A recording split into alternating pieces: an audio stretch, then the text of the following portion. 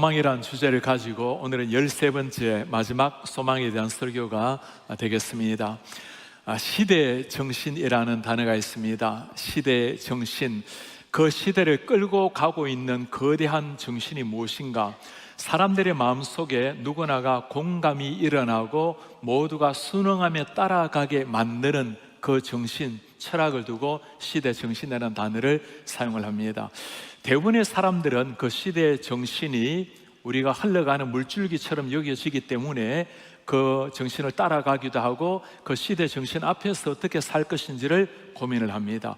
그러나 때로는 이 시대 정신이 모순을 가지고 있고 우리가 보기에 불합리하다 하더라도 이 일을 제기하거나 문제 삼기보다는 그냥 시대 정신에 발맞추어서 살아가는 것이 일반 사람들의 삶입니다. 그러나 이 시대 정신을 거부하고 선지자적 정신으로 살아가는 이런 사람들도 있죠. 오스게니스가 쓴 책 중에 제목이 선지자적 반시대성이라는 제목의 책이었습니다. Prophetic Untimeliness.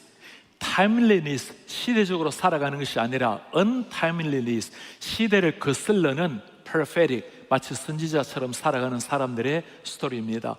오늘날 우리가 회복해야 될 것은 청중이 아니라 메시지가 주권을 쥐고 있는 교회다. 그렇습니다. 사람을 따라가는 교회가 아니라 진리의 말씀이 중심이 되는 하나님의 교회. 오스게니스는 그렇게 강조하고 있습니다. 무조건 시대를 따라가는 인생이 될 것이 아니고 시대에 저항할 수 있는 하나님의 말씀과 하나님의 뜻에 비추어 보아서 시대를 분별하고 살아가라는 겁니다. 우리 그리스도인이 살아가야 될 것은 시대 정신이 아니라 성경 정신이라는 말씀입니다. 이번에 파리올림픽 개막식을 보면서 우리 성도님들도 너무나 경악을 금치 못하는 너무 가슴 아픈 이야기를 하나 보았죠. 개막식 할 때 드래킨 사건이었습니다. 여장을 한 남자 그리고 많은 트랜스젠더들, 그들이 나와서 예수님의 최후의 만찬을 패러디한 모습이었습니다. 기독교가 어떻게 이렇게 세상 앞에서 조롱을 당하는 시대가 되었는가? 많은 사람이 하는 이야기가 이슬람이라면, 불교라면 절대로 일어나지 말아야 될 일을 기독교를 대상으로 이런 조롱하고 있는 이런 시대. 이는 프랑스가 어떤 나라입니까? 우리 개신교의 개혁신학의 가장 기초라 말할 수 있는 요한 칼빈이 태어났고 자라는 곳입니다. 칼빈의 정신을 따라서 성경대로 살겠다고 나온 일파들을 위구노라고 부릅니다. 많은 사람들이 이 신앙 때문에 생명을 잃어야 했습니다. 생명, 목숨을 바치면서도 신앙을 지켰던 그 위구노의 정신이 있는 그 파리, 그 프랑스에서 지금 이렇게 처참하게 무너져가는 신을 조롱한 이 시대를 두고 프랑스는 죽었다라는 글을 발표한 학자도 보았습니다. 이런 비기독교적인 세계, 안티기독교 세계 가운데 과연 우리 그리스도인들은 어떤 자세를 가져야 할 것인가? 이런 일어나고 있는 올림픽 개막식 같은 걸 보면서 그냥 예술이니까, 그냥 문화 행사니까 하고 지나갈 것인가? 아니면 성경적인 시각을 가지고 하나님의 말씀에 비추어 봐서 새로운 자세를 가지고 이해하고 그것을 대항하기 위해서 우리는 목소리를 내어야 할 것인가? 이런 상황 속에 참 감사한 일이 하나 있었습니다. 미국의 미시시피에 본사를 둔 시스파이어라는 커뮤니케이션 기업이 있습니다. 올림픽 광고를 얘기를 했는데 그 광고를 취소를 하게 되었습니다. 여러분, 가장 많은 그 30초에 엄청난 돈을 쏟아부는 것이 올림픽 광고고, 가장 광고의 효과를 높이는 것이 그 시간인데 기꺼이 신앙을 위해서 모든 것들을 감수하고 광고를 취소하게 된 겁니다. 그 회사에서 했던 말입니다. 시스파이어가 왜 광고를 물리게 되었는가? 시스파이어는 올림픽에 참가하기 위해서 열심히 노력한 선수들을 지지합니다. 그렇죠? However, 그러나 We will not be part of the offensive, unacceptable mockery of the Last Supper. 그러나 예수님의 최후의 만찬을 공격적으로 조롱하는 이런 일을 우리는 결코 용납할 수 없습니다. 이것이 올림픽에서 광고를 중단하는 이유입니다. 미시시피의 이 거버너, 주지사가 이것을 두고 했던 논평입니다. I'm proud to see, 나는 너무나 자랑스럽습니다. 미시시피의 민간 부분이 발벗고 나서는 모습을 보고 자랑스럽습니다. God will not be mocked, 하나님은 조롱을 받으실 분이 아니죠. 시스파이어는 상식적으로도 적절한 선을 그었습니다. 그렇습니다. 이런 시대 가운데 이렇게 살아가고 있는 사람들, 이윤을, 기업의 이미지를 때로는 감수하더라도 하나님의 말씀 앞에 당당하게 서려고 하는 이런 사람들, 기업이 있다는 것이 얼마나 감사한지 모르겠어요. 오늘날은 이런 거대한 세속주의 물결이 우리 주위를 다 음습하고 있고, 우리뿐만 아니라 우리의 자녀들, 특히 다음 세대들, 그들의 DNA를 이런 세속주의 물결로 심고 있는 시대가 되었습니다. 과연 우리 이런 시대 가운데 어떤 자세로 서야 할 것이며 어떤 다음 세대를 키워내어야 할 것인가? 오늘 본문에는 이런 거대한 세속의 바람, 거대한 시대 정신을 따라서 많은 사람들이, 모든 사람들이 휩쓸려갈 때 하나님 앞에 견고하게 서서 하나님의 이름을 위해서 죽기를 각오하고 믿음으로 신앙의 절기를 지킨 세 사람을 소개하고 있습니다. 다니엘의 세 친구 사드락과 메삭과 아벳노고의 이야기입니다. 2600년 정도 전에 바벨론에서 일어난 사건입니다. 바벨론은 지금의 북아프리카, 그리고 에티오피아, 인도, 중동 대부분의 나라를 점령했던 대제국입니다. 이 대제국을 만든 왕이 느부갓네살 왕입니다. 느부갓네살 왕이 어느 날 거대한 신상을 하나 만들게 돼요. 이것이 고난의 바람의 시작이었습니다. 이 세 친구들은 비록 포로로 잡혀온 사람들이었지만 왕이 높은 관직을 주어서 평탄한 삶을 살았습니다. 노예로 포로로 잡혀온 신세였지만 그들의 삶은 미래가 열렸던 삶이었습니다. 그러던 중에 어느 날 왕이 거대한 신상을 세웠어요. 높이가 30m나 되고 너비가 3m나 되는 거대한 신상이었습니다. 왕이 왜 이렇게 신상을 세웠을까요? 2장에 보면 이해가 됩니다. 왕이 기이한 꿈을 꾸었습니다.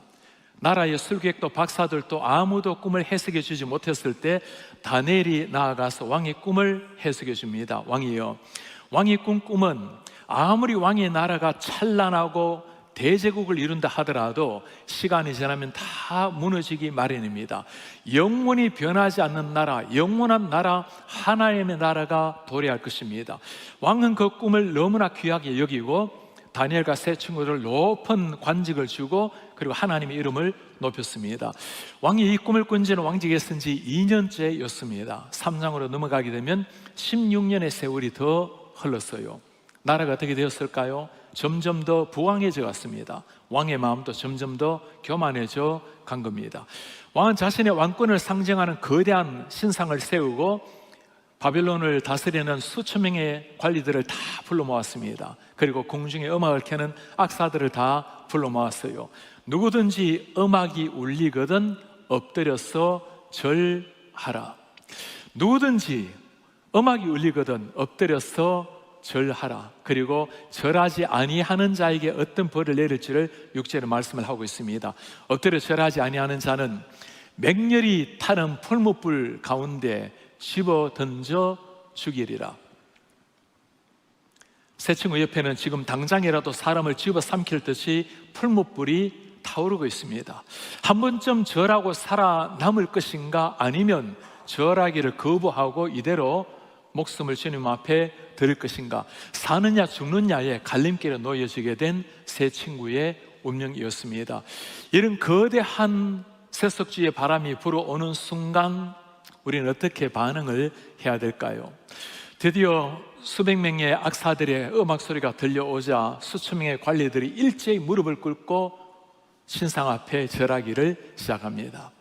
이 모습을 지켜보고 있는 그 왕의 눈을 한번 상상해 보시겠어요? 마치 천하가 자기 눈 안에, 손 안에 들어온 듯이 교만한 그 왕의 눈의 모습, 하나님의 눈을 한번 상상해 보시겠습니까? 하나님이 만드신, 하나님의 형상대로 지음받은 소중한 사람, 고귀한 사람이 하나님을 버리고 우상신 앞에 무릎을 꿇고 절하는 그 순간 찢겨져가는 하나님의 가슴, 피눈물 나는 하나님의 그 눈, 마치 세상 모든 사람이 하나님을 버리고 우상 앞에 절하는 듯한 순간이었습니다. 그러나 오늘 8절의 말씀을 보면 그때에라고 말합니다. 그때에, 모든 사람들이 무릎을 꿇고 우상 앞에 절했던 그때에 우상 앞에 절하지 아니했던 세 사람이 있었습니다. 죽으면 죽으리라는 각오를 가지고 당당하게 서 있는 세 사람. 주님 앞에 이렇게 신앙의 절기를 지키는 것은 너무나 좋은 일이지만 신앙의 절기를 지키려고 하면 다가오는 것이 고난의 바람이지요. 사람들이 12절에 이렇게 참소를 합니다. 왕이여, 유다 사람 사드락과 메삭과 아벳노고, 왕이 세워서 바벨론 지방을 다스리게 한 사람 아닙니까? 이 사람들이 왕을 높이지 않고 왕의 신들을 섬기지 않고 왕이 세우신 금신상에게 절하지도 아니했습니다. 그들의 참소하는 것은 고소는 맞았어요. 세 사람이 포로로 잡혀온 주제에 저렇게 높은 관직을 주었는데 왕의 호의를 다 무시하고 왕이 세운 금신상에게 절하지 아니하겠다는 것은 마치 왕권의 정면으로 도전하는 것이나 마찬가지였습니다. 왕은 평소 때 세 사람의 충정을 잘 아는 사람입니다. 그들을 불러 모아요. 사드락과 메삭과 아벳노고야, 너희가 정말 절하지 아니했느냐? 기회를 줍니다. 이제라도 준비했다가 음악이 울리거든 절하라. 그래야만 내가 너희를 살려주리라. 만일 너희들이 절하지 아니한다면 너희들을 내 손에서 건져내줄 신이 누구이겠는가? 죽느냐 사느냐 생사의 갈림길에서 세 친구의 대답은 참 놀랍습니다. 왕이여, 우리가 이 일에 대하여 왕에게 대답할 필요가 없습니다. 우리는 절할 수가 없습니다. 우리가 왕을 존중히 여기고 왕을 공경히 여기지만 바벨론을 다스릴 수 있는 관직을 준 것도 고마운 일이지만, 그러나 우리가 섬기는 하나님은 유일한 하나님 한 분밖에 없기 때문에 하나님 위에 다른 신 앞에 무릎을 꿇을 수는 없습니다. 오늘날 이 시대는 하나님을 거부하는 시대, 하나님을 대적하는 이런 엔티 기독교 시대가 점점 되어가고 있습니다. 이런 시대 가운데 우리는 과연 어떤 행보를 그려야 될 것인가? 시대 정신이라는 것, 자이스트 가이스트라는 이 시대 정신 앞에 많은 사람들은 시대 물결을 따라가면서 신앙도 유지하려고 합니다. 어떤 사람들은 아예 시대를 버리고 조용하게 시대와 관계없이 살려고 하는 사람들도 있습니다. 어떤 사람들은 시대 속으로 뛰어들어가서 이런 시대를 변화시키면서 하나님 나라로 만들어 가야 되지 않겠는가? 이런 상황에서 우리 그리스도인들은 어떤 자세로 살아가야 할 것인가? 과연 하나님은 어떻게 살아가는 것을 가장 기뻐하실 것인가? 그리고 우리가 꿈꾸고 있는 그 하나님의 세상, 온 세상에 하나님께 영광을 돌리는 그 나라는 어떻게 소망을 할 수가 있는가? 오늘 다니엘의 세 친구의 일사각오의 삶을 통해서 세 가지의 그 비밀을 한번 찾아보려고 합니다. 첫 번째, 우리의 자세입니다. 세상의 위협 앞에서 어떻게 설 것인가? 세상은 끊임없이 세속주의 물길로 위협해 들어오는데 어떤 자세로 설 것인가? 오늘 세 친구가 보여주는 자세는 타협 없이 하나님 앞에 서는 자세였습니다. 타협 없이 당당하게 서는 하나님의 사람들. 왕이 명령을 내립니다. 모든 사람들 일제히 무릎을 꿇고 절하라. 죽음의 그 순간에 세 친구는 당당하고 담대하게 하나님 앞에 섰습니다. 모든 걸 다 내려놓을 수 있지만 하나님을 향한 신앙과 타협할 수 있는 것은 아무것도 없었습니다. 사실 사람의 눈으로 보면, 지혜의 눈으로 보면 이 세 사람은 왕 앞에 절해야 될 사람 아니겠어요? 포로로 잡혀온 사람들입니다. 적국의 왕인데 그들을 살려주었고 높은 관직을 주어서 편안한 삶을 예배한 사람 아닙니까? 다시 기회를 줘요. 왕의 명령이라는 것을 한번 뱉어내면 거절할 수 있는 게 왕의 명령입니다. 다시 한번 기회를 주면서라도 살려주려고 노력하고 있는 이 왕의 마음, 한 번 정도는 그냥 예의로라도 무릎을 꿇어야 되지 않겠습니까? 그것이 왕에 대한 예의요, 그것이 살아날 수 있는 길이요, 미래를 기약할 수 있는 길이었습니다. 그러나 이 모든 납득할 만한 유혹에 그들은 타협하지 않았습니다. 왕이여, 우리는 금신상 앞에 절할 수 없습니다. 많은 사람들이 이런 상황에 이런 질문을 합니다. 굳이 우리가 그렇게까지 살아야 됩니까? 그냥 이 정도 되면 한 번쯤 절하고 한 번쯤 눈 감고 절하고 살아남아서 하나님 나라를 구하면 안 된단 말입니까? 타협이라는 이름, 컴프로마이즈라는 이 이름은 신앙이라는 절대라는 이름을 빼버리면 너무나 지혜롭게 보입니다. 절대라는 이름을 빼버리고 타협이라는 이름을 가지고 오면 기독교는 너무나 안전하게 보여요. 이웃을 사랑하십시오. 내 몸처럼 사랑하십시오. 남들을 위해서 형제처럼 내 것을 내어드리십시오. 이보다 더 좋은 신앙이 있습니까? 이보다 더 좋은 철학이 있나요? 세상을 아름답게 만드는 윤리가 있나요? 이런 정신이 있나요? 왜 기독교가 세상 앞에 조롱을 당하기도 하고 무시를 당하기도 하고 따돌림을 당합니까? 절대라는 이 단어, Jesus is the only way to salvation, 예수가 구원에 이르는 유일한 only way to salvation, only란 단어를 빼버리면 문제될 게 없어요. 불교에도 이슬람교에도 착하게 살아도 다 나름대로 구원의 길이 있다면 기독교는 아주 평탄한 삶을 살게 될 것입니다.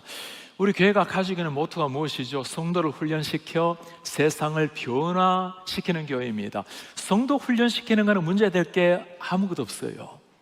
세상을 변화시키는 교회, 우리에게는 그게 소명으로 사명으로 여기지만 믿지 않은 세상 사람들이 이것을 들으면 잘못하면 기분을 상하게 하는 일이에요. 나를 변화시킨다고? 내가 왜 변화를 받아야 되냐고. 나는 인생을 잘 살고 있고 내 나름대로의 철학을 따라 살고 있는데 당신들이 무엇인데 나를 변화시키냐고. 세상은 변화시키지 않고 세상에 있는 그대로 가만히 두고 살아간다면 어떤 세상이 돌아야 할까요? 인간이 주인이 되고 점점 하나님의 이름은 땅에서 떨어지게 될 것이고 하나님의 자리에 인간이 들어오게 되는 자리, 그것은 인간의 해방 자유가 아니라 그것이야말로 가장 비극적인 세상이 되는 것입니다. 이런 타입이란 이름 앞에 지혜롭게 한다고 살아가는 많은 사람들, 그러나 하나님을 the only God으로 믿는 사람, 유일한 하나님을 믿는 사람은 다른 세계를 살아갑니다. 우리는 하나님의 말씀이 어떠한지, 뜻이 어떠한지를 물어봅니다. 제가 처음으로 번역한 책이 한 권이 있어요. Back to Jerusalem이라는 책입니다. 윈 형제가 쓴, 브라더 윈이 쓴 책입니다. 그 책에 보면 지금 중국의 지하교회 성도들이 어떻게 살아가고 있는지, 정말 믿음으로 살아가고 있는, 그 생명을 바치면서 믿음으로 사는 지하교회 형제 자매들의 삶을 보여주는 책입니다. 한 유엔이라는 자매 스토리가 있어요. 1967년도에 감옥에 잡혀 들어갑니다. 예수 믿는 것 때문에 잡혀 들어갔어요. 두 아이를 둔 어머니였습니다. 아이를 데리고 와서 타협을 원합니다. 아이를 택할 것인가, 감옥살이를 택할 것인가, 아이를 택할 것인가, 감옥살이를 택할 것인가. 그 책에서 유엔 자매의 이야기를 이렇게 소개해 놓았습니다. 무엇으로도 예수님을 대신할 수는 없습니다. Even my children cannot replace Jesus. 내 자녀라 해도 예수님을 대신할 수는 없습니다. 23년 동안 감옥살이를 했습니다. 1990년에 풀려났어요. 아들이 티베트의 정부의 관리가 되었다는 걸 들고 찾아갑니다. 23년 동안 홀로 살았던 그 아들 어머니를 보는 순간 나에게는 당신 같은 어머니가 없다고 매몰차게 어머니를 외면합니다. 너무나 가슴 아픈 이런 스토리 앞에 오늘날 우리에게 이 정도까지의 위험과 타협은 없는 시대입니다. 그래 여러분, 하나님 앞에 내 자신을 깊이 한번 들어보시길 바랍니다. 내 속에 타협의 씨앗이 자라고 있는 것이 혹시 어디 없습니까? 우리 교회를 참 잘 섬겼던 우리 서조 목사님의 아들 신동이가 있어요. 지금 한국에서 엄청난 인기몰이를 하고 있는데 축구를 잘해. 이 친구가 얼마나 축구를 잘하는지 어른들 팀에서도 너무 진짜 군계 일학처럼 축구를 잘해서 한국에서 너무너무 사람들의 관심을 모으고 있대요. 그리고 축구하는 것 때문에 심지어 학교에 장학금도 받고, 이 친구가 미국에서 지낼 때 주일에 사클 게임을 많이 하잖아요. 그러다 보니 주일에 훈련도 하고 또 시합도 많이 하는데, 이 친구가 너무 잘하니까 꼭 시합을 가야 된다고, 엄마 아빠가 한 번은 그래도 아이가 직접 고민을 해봐야 되겠다고 주일에 한번 축구 시합을 가게 했어요. 그리고 돌아오고 난 다음에 네가 하나님 앞에 한번 결정을 해봐라고 했더니 눈물을 쭉 흘리면서 내가 앞으로는 주일날 예배를 하지 일체 주일은 축구 시합을 하지 않겠노라고. 조그만한 일 하나입니다. 그러나 내가 정말 하나님 앞에 예배하는 것을 우선시 여기고 하나님 앞에 내 삶을 드리겠다는 그 아이의 그 소중하지만 위대한 그 고백, 오늘 우리가 이 자리에 나와서 다 예배하는 건 너무너무 귀한 일입니다. 우리 요즘은 이런 사람들도 가끔 있어요. 잡도, 일자리도, 하이브리드도 때로는 집에서도 하고 일터에서도 하는데 예배도 그러면 되지 않습니까? 여러분, 그렇게 해야 될 때가 있죠. 건강이 여의치 않을 때나 멀리 어디 출타해서 교회를 찾기 어렵거나 때로는 이슬람교 다른 나라에 가서 공개적으로 예배하고 없을 때나 나름대로 하나님이 보시고 이해할 수 있는 그런 이해가 있을 수가 있어요. 그러나 여러분, 그것이 나를 위해서 하고 있는지, 정말 하나님을 위해서 그렇게 예배하고 있는지 물어보셔야 됩니다. 영상을 보고 있는, 예배하고 있는 우리 성도님들, 또 많은 분들 한번 고민해 보시기 바랍니다. 내가 이렇게 지금 예배하는 게 어쩔 수 없는 상황에 이렇게라도 하나님을 예배하고 있는가? 아니면 내 편의를 위해서 예배를 하고 있는가? 예배라는 것은 하나님을 믿는 하나님의 몸된 백성들이 함께 하는 것이 예배입니다. 신앙생활은 개인적으로 매일의 삶 속에서 여러분들이 하나님의 자녀로 살아가는 겁니다. 예배라는 것은 예수님을 머리로 하고 주님의 몸된 공동체가 함께 주님을 예배하는, 천국 가면 완벽한 그 예배가 이루어질 것이고, 땅 위에서는 천국의 그림자로 하는 것이 공적인 예배입니다. 주님 앞에서 그 이외에 혹시라도 내 삶에 이것이 타협점은 아닌가 한번 깊이 물어보시길 바랍니다. 최근에 엘버터 몰로 총장님, 서든 베프티스트의 총장님이 쓴 아주 우리에게 챌린지 되는 책이 한 권 있어요. 제목이 The Gathering Storm이라는 책입니다. 우리말로 번역이 되기를 세속화의 폭우가 몰려온다. 세속화의 세큘러리즘의 스토름이 gather, 모여서 우리를 잠식하고 있다고. 이런 어떤 세속화의 물결일까요? 우리에게는 평범하게 보일 수 있는 시대 정신을 주도하고 있는 물결, 이 시대는 동성애를 이야기하는 것을 너무나 차갑게 사람들이 여기고 있습니다. 왜 사람들이 그렇게도 동성애를 강조하고 성애 해방을 강조할까요? 하나님이 창조하신 모든 것 가운데 변개할 수 없는 마지막 하나가 있습니다. 그것이 남성과 여성이라는 겁니다. 이제는 남성과 여성이라는 것을 없애버리는 마지막 하나님을 향한 대적이라고 볼 수 있는 거예요. 성경에서 겉으로 강조하고 있는, 잘못됐다 강조하고 있는 것, 이걸 지금 떼어내고 있는 시대가 되어버린 겁니다. 지금은 젠더 플루이드라고, 이제는 오늘 내 성을 내가 원하는 대로 취하는 이 정도까지 시대가 되어버렸죠. 뉴욕에는 공적으로 31개 성을 허용하는 시대가 되어버렸습니다. 이 책에 보면 부모님이 아이들이 어릴 때 성정체성 속에서 내가 성전환 수술을 할까 말까 고민하는 아이들에게 부모님이 권면하는 것을 법으로 못하게 하는 이런 지금 주가 있고, 점점 그것은 이런 주가 더 늘어나게 될 것입니다. 이런 것이 저 멀리 캘리포니아 이야기뿐만 아니라 지금 우리 앞에 일어나고 있는 현실의 모습입니다. 여러분, 세속화라는 것이 무엇일까요? 세속화의 스토름, 폭풍이라는 것은 내가 원하는 것, 내 편한 것, 내 만족, 내 행복, 내 자아추구, 내가 주인이 되는 것, 그것은 결국에 인간을 평안하게 하는 것이 아니라 하나님이 만들어주신 가장 행복, 기쁨을 모르고 멸망한 길로 나아가는 그 길입니다. 오늘날 일어나고 있는 가장 큰 이슈가 바로 이런 이슈 아니겠습니까? 이런 상황 가운데 우리는 어떤 모습으로 살아내야 될까요? 초대교회에 보면 삼위일체를 두고 논란을 했던 사건이 있습니다. 삼위일체 하나님이 과연 맞는가? 어떤 사람들은 예수님이 하나님의 아들이 아니다, 그냥 인간일 뿐이다, 신이 된 것뿐이다. 아리우스라는 사람과 아타나시우스라는 사람이 있었습니다. 아리우스는 워낙 뛰어난 사람이었어요. 그분은 예수님이 하나님의 아들이 아니다. 아타나시우스라는 사람은 성경을 보면 예수님이 하나님의 아들이요 삼위일체 하나님이시다. 많은 사람들은 아리우스의 주장을 따라갔습니다. 그때 테오도시우스 황제가 아타나시우스에게 하는 말입니다. 세상 사람들이 다 당신을 거스르고 있어. 생각을 바꾸게나.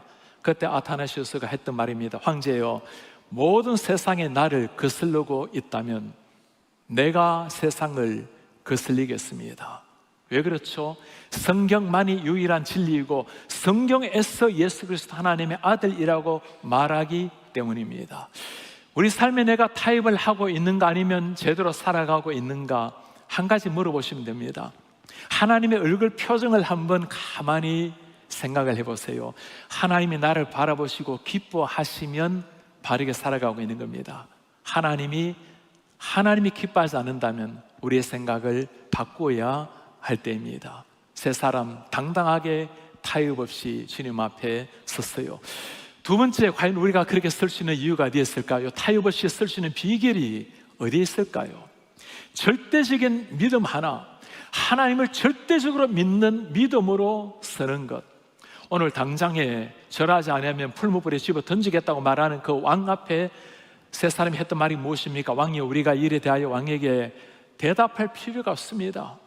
우리가 섬기는 하나님이 계신다면 우리를 맹렬히 타는 풀무불 가운데 건져내시겠고 왕의 손에서도 건져내실 겁니다.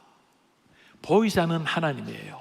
그런데도 불구하고 우리가 믿고 섬기는 하나님이 저 풀무불에서 우리를 건져내시겠습니다. 왕의 손에서도 건져내실 겁니다. 보이지 않는 하나님이셨지만 그러나 그들의 믿음은 절대적인 믿음이었습니다. 믿음이라는 것이 무엇이죠? 우리의 머릿속에 머무는 것이 아니라 내 몸을 움직여야, 내 생각 가치관을 움직여야, 삶에 영향을 주어야 우리는 그것을 살아있는 믿음이라고 가르치는 겁니다. 비록 죽음의 순간이었지만 그들은 믿음이 작동되었기 때문에 믿음으로 말미암아 살고 죽음이 문제가 아니었습니다. 우리는 하나님을 믿는 믿음 하나 가지고 살아낼 뿐입니다. 이런 말 한번 물어보시기 바랍니다. 오늘날 이 정도 사느냐 죽느냐의 순간까지 요구되는 일은 많지 않아요. 그러나 내 믿음이 나를 정말 움직이고 있는가? 이 믿음 때문에 내 생각을 바꾸고 물질관을 바꾸고 자녀를 키우는 가치관이 달라지고 행복에 대한 기준이 다르고 사람을 대하는 태도가 다르고 아침에 일어나면 하루를 맞이하는 자세, 직장을 대하는 자세, 모든 것에 영향을 미치는 것이 믿음입니다. 하나님 앞에서 살아가는 코람데오의 신앙입니다.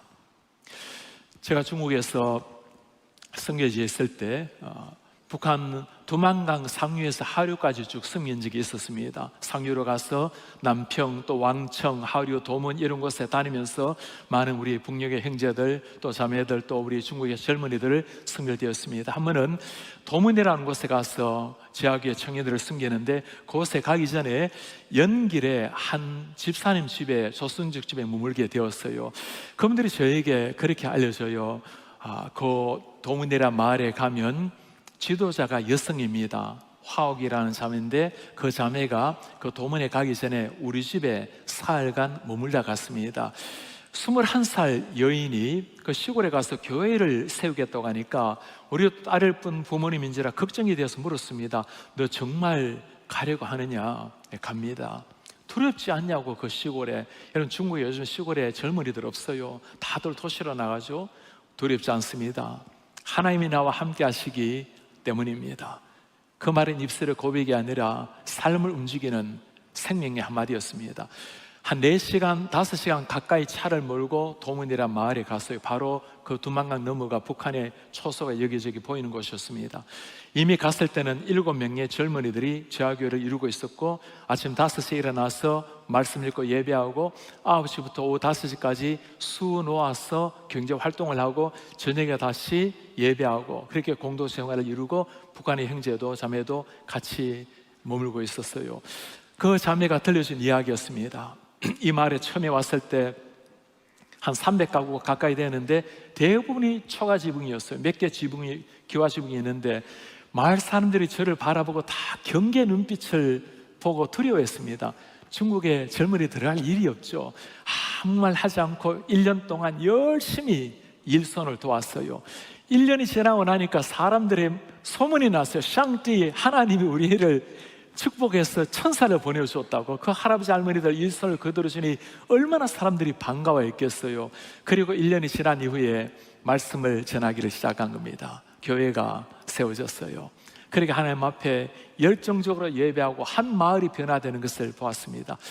조금 후에 그 자매를 그곳에 보낸 선교사님을 만나게 되었어요. 제가 종이 한 장 쥐어서 보내었습니다. 이건 무슨 종이일까요? 그 마을이 나와 있는 주소 한 장 쥐어서 한 달 생활비 가지고 보냈습니다. 주소 한 장 가지고 오직 믿음 하나로 달려가는 하나님의 사람 두렵지 않는가? 두렵지 않습니다.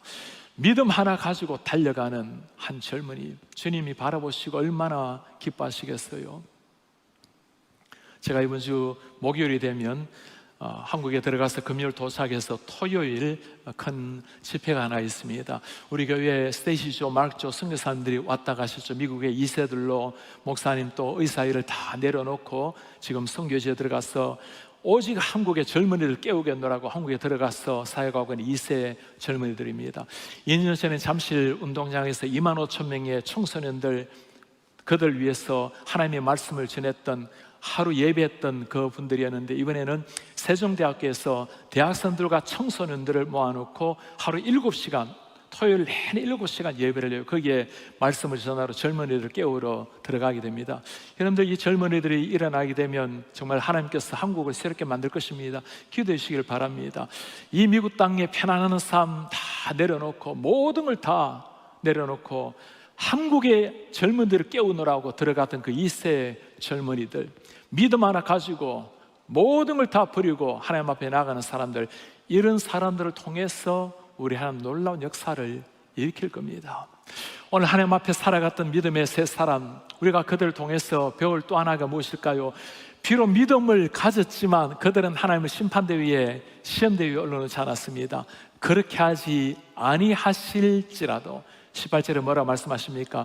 그리하지 아니하실지라도 왕이여, 우리가 왕의 신들을 섬기지도 않고 왕이 세우신 금신상에게 절하지 않을 줄을 아십시오. 하나님 우리를 건져내실 겁니다. 그러나 그렇지 않다 하더라도 우리는 고난의 길 기꺼이 들어가겠습니다. 제가 이전에 참 부끄럽고도 특별한 사건이 하나가 있었어요. 여러분, 통일교회 교주가 문선명 아닙니까? 문선명의 오른팔이 박보이라는 사람이 있어요. 제가 대학교 시절 때 정말 주님을 위해서 달려갔을 때 그 박보이 그분이 우리 학교에 강연을 왔어요.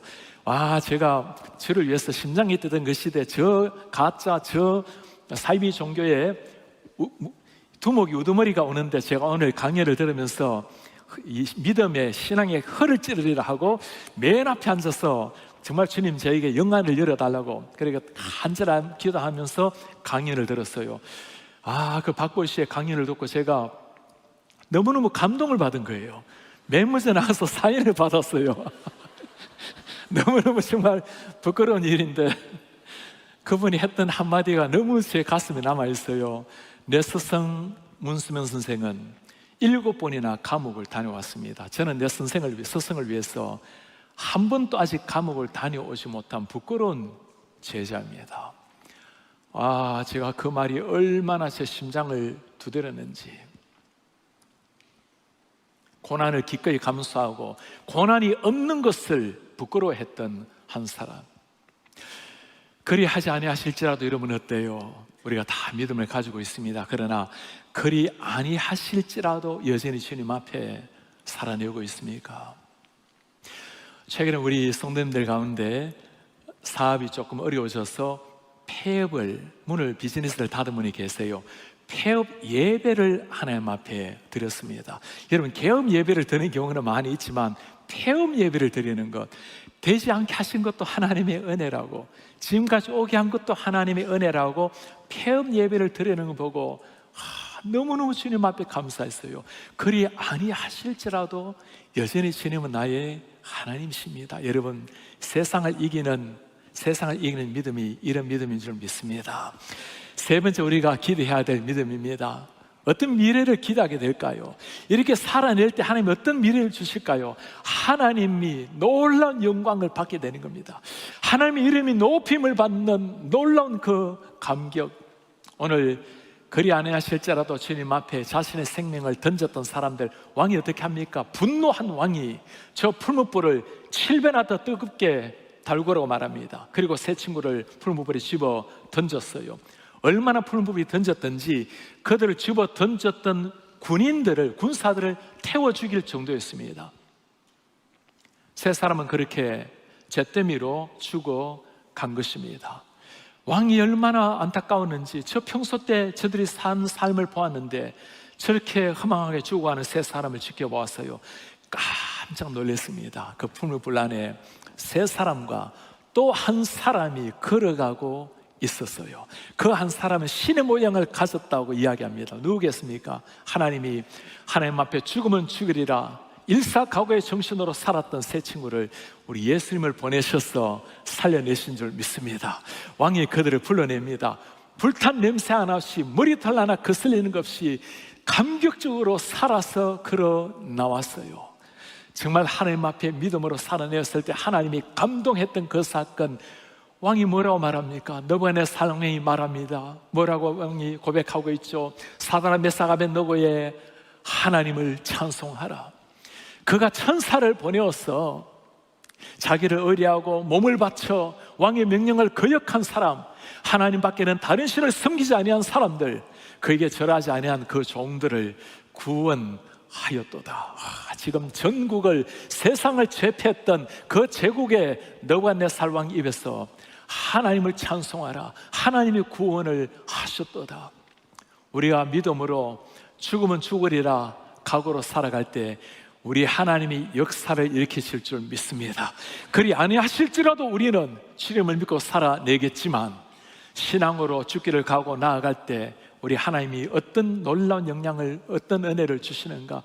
여러분, 그리고 어떤 역사가 일어났을까요? 우리가 주님 앞에 내 전부를 다 던졌을 때, 생명까지 드렸을 때 하나님 어떤 역사를 일으켜냅니까? 30절에 놀라운 고백을 하십니다. 왕이 드디어 사드락과 메삭과 아벳느고를 바벨론 지방에서 더욱 높이느라, 와, 얼마나 감격적인 이야기입니까?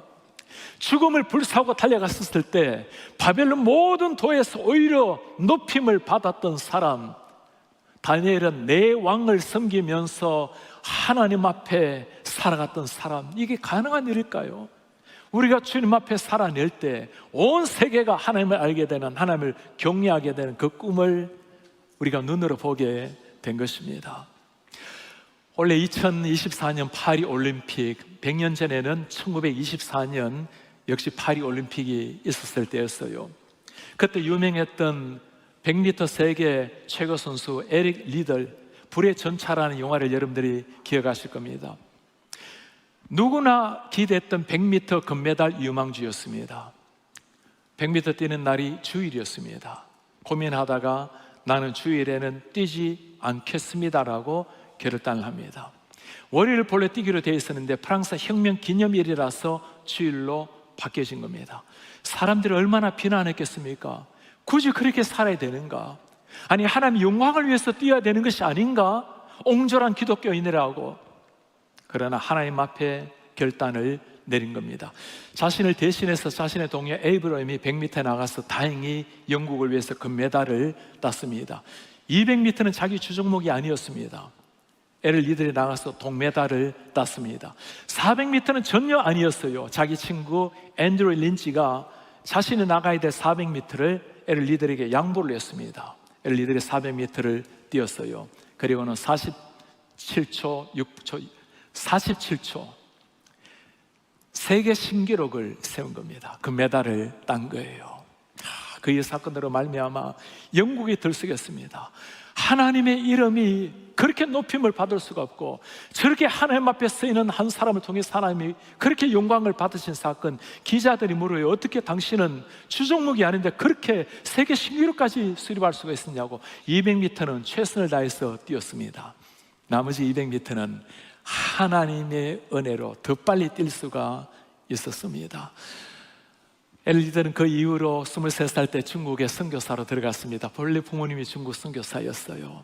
그리고 중국에 20년 동안 지내다가 일본이 중국을 점령했을 때 수용소로 잡혀 들어갑니다. 거기에서 지내다가 20년 선교하다가 순교를 당하게 됩니다. 43살의 젊은이였어요.